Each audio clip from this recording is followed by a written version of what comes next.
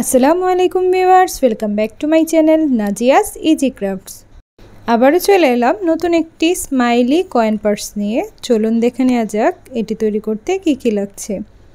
আমরা একটি milk cotton 3 ply সুতা নিয়ে নিয়েছি এবং 2.5 মিলিমিটার ক্রোশে হুক নিয়ে নিয়েছি।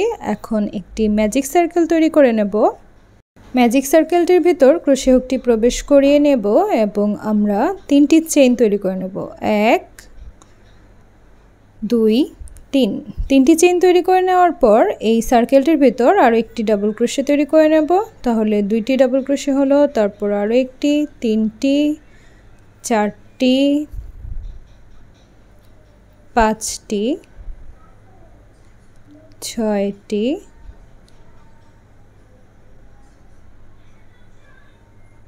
7টি, এরকমভাবে আমি টোটাল 14টি ডাবল ক্রোশে করে নেব। প্রথমে 3টি চেইন তৈরি করেছিলাম, তারপর আরও 13টি, টোটাল 14টি ডাবল ক্রোশে করে ফিরে আসছি।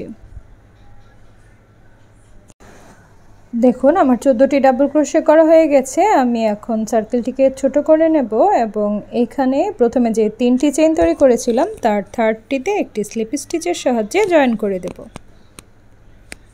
এখন আবার 3টি চেইন তৈরি করে নেব নেক্সট রাউন্ডের জন্য এবং সেম চেইন 1 স্পেসেই যেখানে আমরা 3টি চেইন তৈরি করলাম সেখানেই আরও একটি ডাবল ক্রোশে তৈরি করে নেব। এখন আমরা তার পরবর্তী চেইনটিতে নিচের দিক থেকে পরবর্তী চেইনটিতে আবার প্রথমে একটি ডাবল ক্রোশে করে নেব, তারপর সেম স্পেসে আরও একটি ডাবল ক্রোশে। প্রথমটিতে 2টি ডাবল ক্রোশে, তারপরেরটিতেও 2টি ডাবল ক্রোশে। এখন থার্ড চেইনটিতেও আমরা প্রথমে একটি ডাবল ক্রোশে করে নেব এবং তারপর আরেকটি ডাবল ক্রোশে সেম চেইন স্পেসে। এরকমভাবে এই রাউন্ডে আমরা প্রত্যেকটি চেইনে 2টি করে ডাবল ক্রোশে করে নেব। তারপরের চেইনটিতেও 2টি ডাবল ক্রোশে তৈরি করে নেব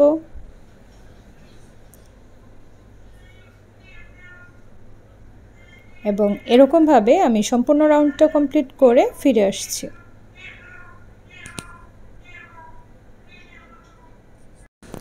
আমার সম্পূর্ণ রাউন্ডটি কমপ্লিট করা হয়ে গেছে। এই রাউন্ডে আমাদের 28টি ডাবল ক্রোশে হয়েছে 14টি ডাবল ক্রোশের উপর। এখন আমরা থার্ড চেইনটিতে একটি স্লিপ স্টিচ দিয়ে জয়েন করে দিলাম এবং আবার 3টি চেইন তৈরি করে নেব। এই সেম চেইন স্পেসে আরও একটি ডাবল ক্রোশে করব। প্রথম 3টি চেইন একটি ডাবল ক্রোশে, তারপরটি একটি। এখন তার পরবর্তী চেইন স্পেসে একটি ডাবল ক্রোশে করব। প্রথমটিতে আমরা 2টি করেছি, তারপরটিতে একটি করলাম।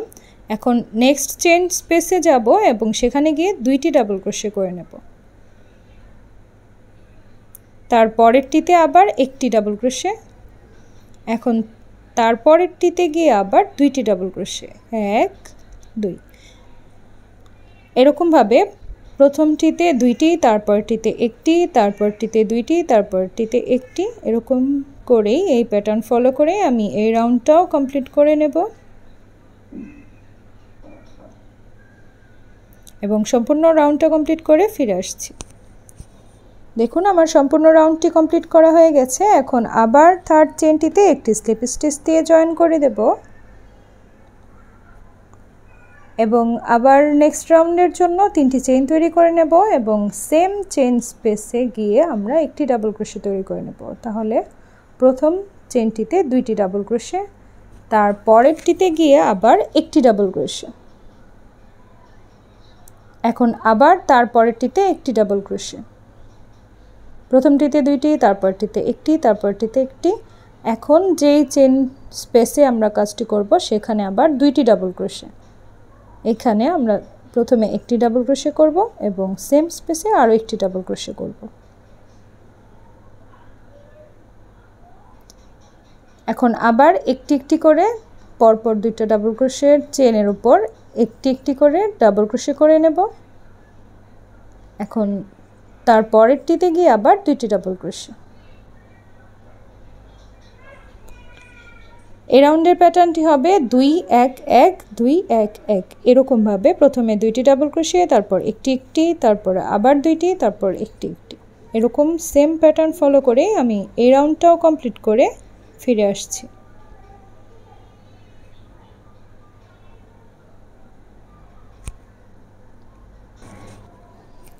সম্পূর্ণ অংশটুকু কমপ্লিট করা হয়ে গেছে এবং আমার কয়েন পার্টসের জন্য এতটুকুই লাগবে। আমি এখন একটা এক্সট্রা চেইন তৈরি করে নিয়ে অবশিষ্ট অংশটুকু কেটে নিচ্ছি, লুপটাকে একটু বড় করে, তারপর এই সুতাটাকে পেঁচিয়ে নিয়ে কেটে নেব।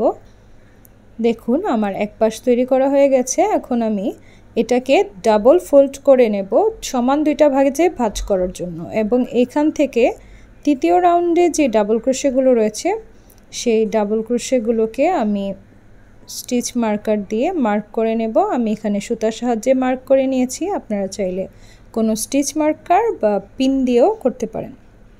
দুই পাশে আমি মার্ক করে দেখিয়ে দিচ্ছি।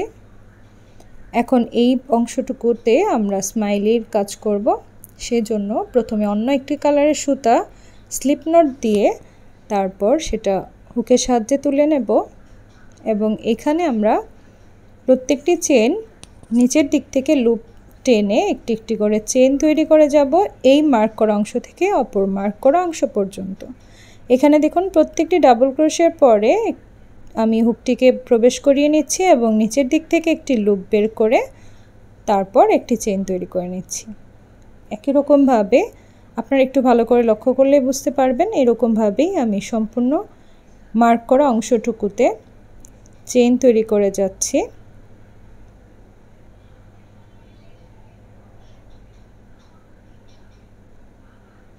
প্রত্যেকটি ডাবল ক্রোশের পরেই যে স্পেস রয়েছে সেখানে হুকটিকে প্রবেশ করিয়ে নিচের দিক থেকে একটি লুপ টেনে বের করে আনব, তারপর একটি চেন তৈরি করে নেব।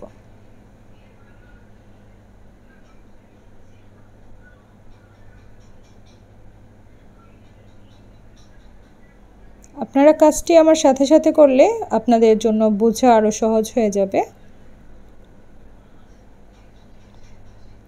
এরকমভাবেই আমি এক পাশের মার্ক করা অংশ থেকে চেন তৈরি করতে করতে অপর পাশের মার্ক করা অংশ পর্যন্ত আসব, এবং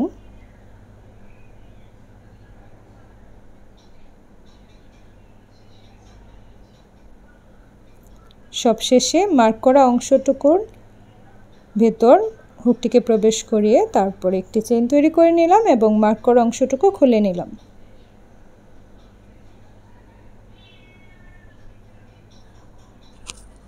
এখন আমরা এখানে একটু দুই পাশে একটা একটা করে চেন তৈরি করে নেব যেন এটাকে দেখতে স্মাইলের মতো লাগে।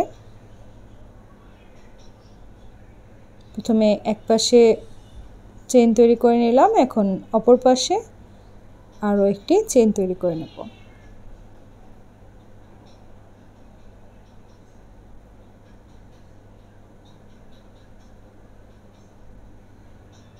এবং এখন আমরা লুপটিকে একটু টেনে বড় করে নেব এবং সিজারের সাহায্যে কেটে নেব।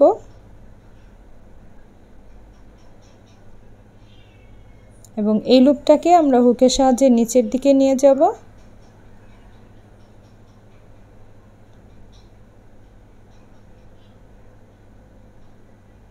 একই রকমভাবে এই পাশেও স্মাইলের অংশটুকু করে নেব। আমি অফ ক্যামেরায় অপর পাশেরটিও করে নিয়েছি। এখন আমরা আবার এই স্মাইলিটাকে সমান দুই ভাগে ভাগ করে তারপর যে দুই পাশে আমরা চোখ তৈরি করব, চোখের মতো একটা অংশ মার্ক করে নিব। সেই পাশে প্রথমে এরকমভাবে সমান দুইটা ভাগে ভাগ করে তারপর মার্ক করে নিলাম। এখন আবার স্লিপ নটের সাহায্যে লুপটাকে তুলে নিলাম এবং এখানে আমরা রাউন্ড করে চারটি চেইন তৈরি করে নেব। প্রথমে স্লিপ নটটাকে তুলে নিয়ে তারপর একটি চেইন তৈরি করে নেব, তারপর মার্ক করা অংশটুকুর চারপাশে একটু একটু করে ছোট ছোট করে চেইন তৈরি করে যাব যেন দেখতে চোখের মতো মনে হয়।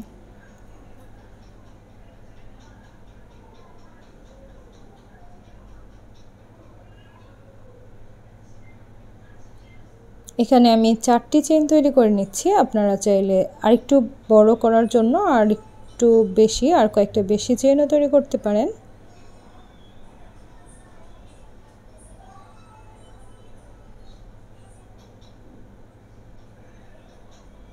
এখন আমি এই লুপটাকে একটু বাড়তি অংশ রেখে তারপর সিজারের সাহায্যে কেটে নেব।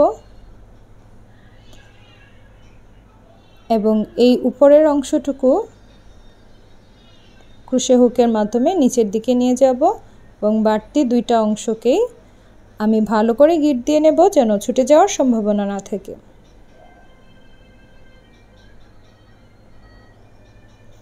এখন একই রকমভাবে অপর পাশেও এরকমভাবে আমি মার্ক করে নেব এবং মার্ক করা অংশটা যেন অবশ্যই সমান হয় দুই পাশেই।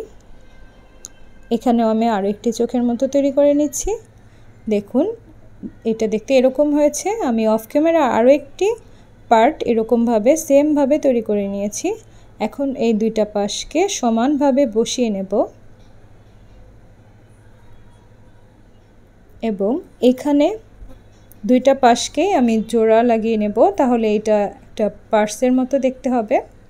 এই যে চোখের বরাবর উপর দিকে একটি চেন রয়েছে, সেখানে হুকটিকে প্রবেশ করিয়ে নিচের দিক থেকে আবার সমানভাবে একটি চেন নিয়ে সেখান দিয়ে আবার আরেকটি স্লিপ নট বের করে নিয়ে আসব এবং একটি চেন তৈরি করে নেব। তারপর আবার সমানভাবে উপরের দিক থেকে একটি চেন, নিচের দিক থেকে একটি চেন, এরকমভাবে ক্রোশে হুকটির ভিতর দিয়ে ঢুকিয়ে তারপর একটি সিঙ্গেল ক্রোশে করে নেব।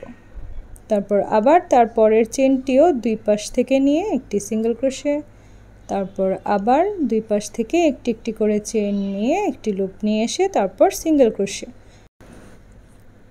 আমরা এই কাজটি একই রকমভাবে করে যাব একেবারে শেষ প্রান্ত পর্যন্ত। সম্পূর্ণ রাউন্ডটাই একটি একটি করে উপর দিক থেকে একটি চেন নিয়ে নেব, হুকটি চেনের ভেতর প্রবেশ করিয়ে নেব এবং তারপর একটি লুপ বের করে নিয়ে এসে তারপর একটি সিঙ্গেল ক্রোশে। অপর পাশের চোখের অংশ পর্যন্ত আমি এই কাজটি করে নিয়েছি।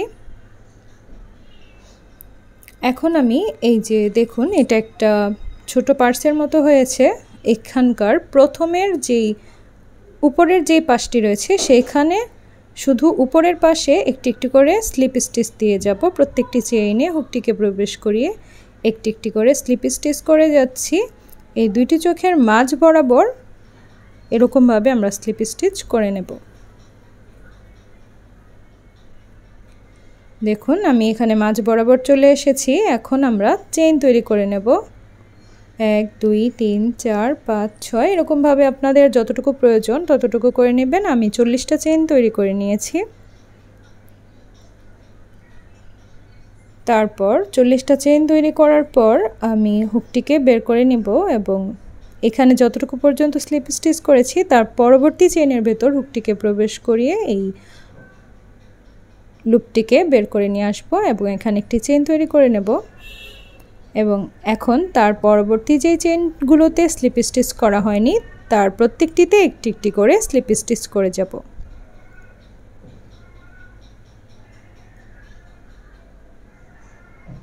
এখন দেখুন আমি এটাকে টার্ন ওভার করে নেব এবং পিছনের পাশে যেই রাউন্ড স্মাইলির অংশটুকু রয়েছে তার উপরের অংশগুলোতে প্রত্যেকটি চেইনে একটি একটি করে স্লিপ স্টিচ দিয়ে যাব। এখানে আবার মাঝখানের অংশটুকুতে আসার জন্য আমাকে প্রত্যেকটিতে একটি একটি করে স্লিপ স্টিচ দিয়ে যেতে হবে। দেখুন এখন আমি মাঝের অংশটুকুতে চলে এসেছি।